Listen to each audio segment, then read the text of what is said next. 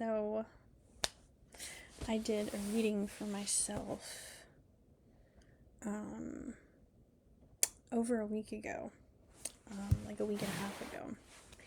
And the way that I did it, I pulled from the decks that called out to me, and I have just had them sitting out in the room I'm staying in while I'm, confirmation burp. So some of you are, we were needing to sit with the energy, is what I'm hearing. You needed to sit with the energy. So I'm actually going to just show you my reading, and we'll sit in the energy for a little longer before putting it to bed.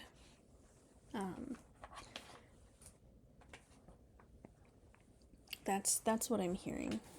Before putting it to bed is what I'm hearing. I just finished doing a reading for my homegirl. So let me put these cards away. The colors white and lavender could be significant. I had frankincense and myrrh going, so we're talking like a mixture of a few different energies. We're talking about cleansing, we're talking about banishing evil, we're also talking about honor and worship. I'm hearing honor and worship. So the first card that I pulled was from my Spheres of Heaven tarot, and I have the Ace of Swords. And every time I see the Ace of Swords, I think Mount Sinai, I think one-on-one conversation with, like, Creator God, Most High Energy. So let's go ahead and read what it says. Power of the intellect. Aces are symbols of potential, and the Ace of Swords is the potential of divine intellect. Our intellect is an active power that we can wield, reaching upward to the heavens. It is also receptive, since it connects to and is reliant upon our five senses. Armed with our passive senses and active reasoning, intellect allows us to connect to the heavens and pierce the veil of confusion obscuring reality. This allows us to walk a path of disinterested logic, cutting away the extraneous. A path that narrows as it goes from more to less, yet that we can walk in order to touch the expansive divine. This difficult path is symbolized by the holy mountain on the card. The winding path upward mirrors the difficult journey towards self-enlightenment.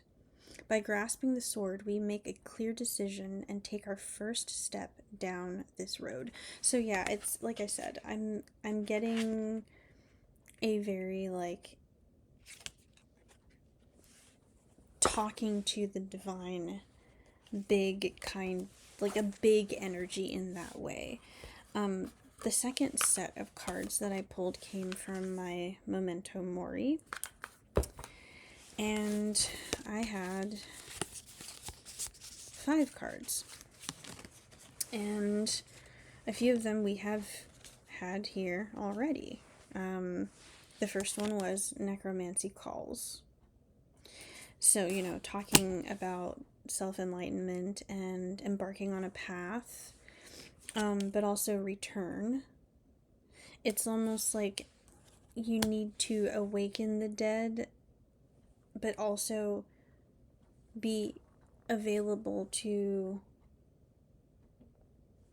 returning to the decay process. The universe goes on. So a lot of letting shit go while also, like, reanimating is what I'm hearing. Rebirth and renewal was the next one. Yeah, so, like, we're going to be in this cycle of death and rebirth. And carry hope. Rainbows. So, pride. I'm gay as hell, so that definitely has something to do with me. And then the last deck that I pulled from was my Cartas Dainas deck. And that one, a few cards came out. My personal card every time is the Bohike. Not that I've ever been dubbed a Bohike, but it would be an honor and a privilege within my community to be able to achieve something like that in the future. I would have a long way to go, but this is the higher self that I look up to whenever I'm stepping into this space of healing and manifesting and spirituality. This is what my higher self longs for.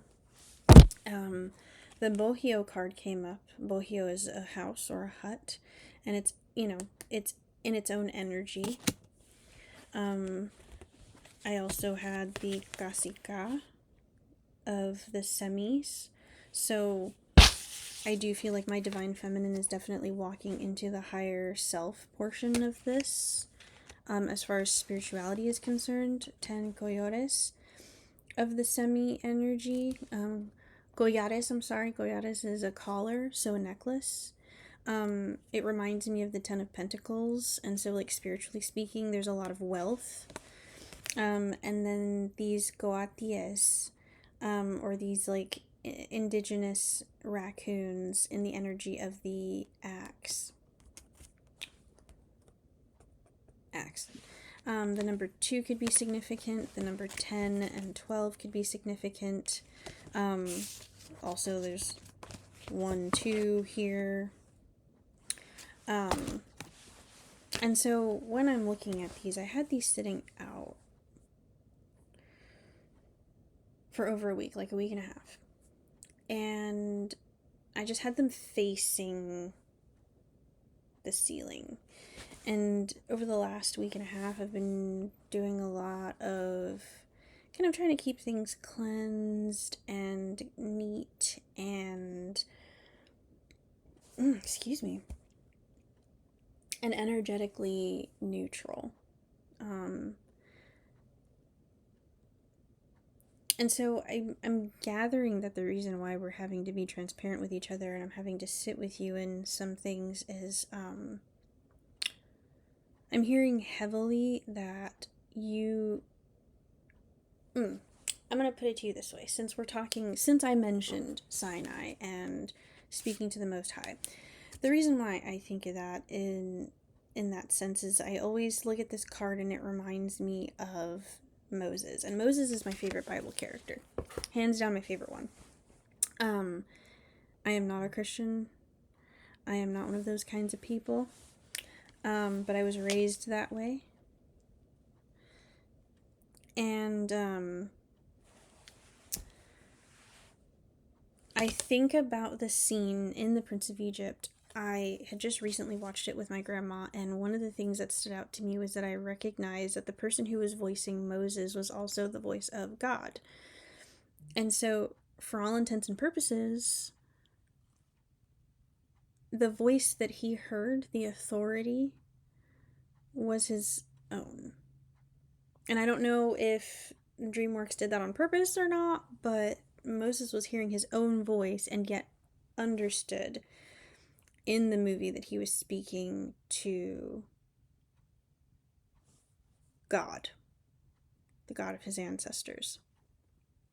And so what I'm hearing, and this is not going to take long, what I'm hearing the divine say is you need to trust the sound of your own voice because you have and do carry this hope. This reading for me means that I am standing in spiritual authority. So I'm hearing, for you, I'm hearing you are standing in your spiritual authority and second guessing yourself at the same time. It's time for you to make a home for yourself within yourself. Again, this is me talking to myself 90% of the time. If I rewatch this video and I'm saying you, I'm talking to me, so. You walk with spiritual authority. You walk with divine power. You have spoken to the void.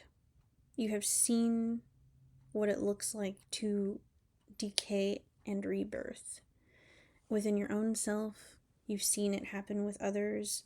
You've helped other people, I'm hearing also.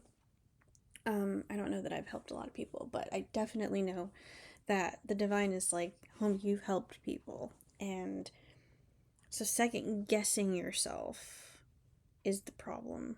And what I'm hearing is, and that's, yeah, like this energy right here was giving second guessing doubt, self-doubt. And it's like it's its own double-edged sword, because yes, you want to make sure that you're on top of your shit.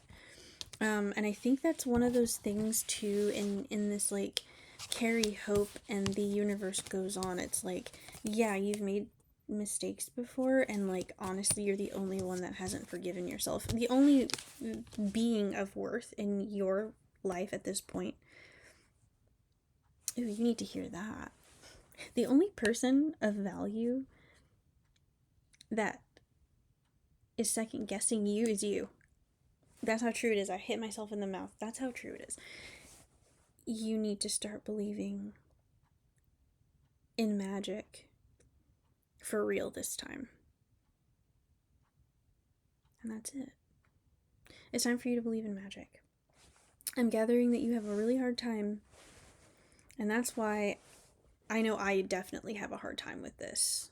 I know I have a hard time with this. I know that I have a hard time looking at the wonder in my life and accepting. And so, if you can view it, it's 11:11 here, right now. If you can take a moment to breathe deep and remember what your higher self is. Remember that that's what it comes with. So all this good shit that you're second guessing, you're only second guessing yourself and the creator God that you collaborated with, which technically is the sound of your own voice, is what I'm hearing.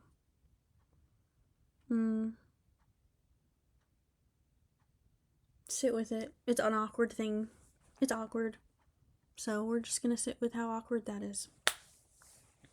Because, like, what else can we do is just sit and accept that it is awkward to walk in divine authority and believe in all of this stuff.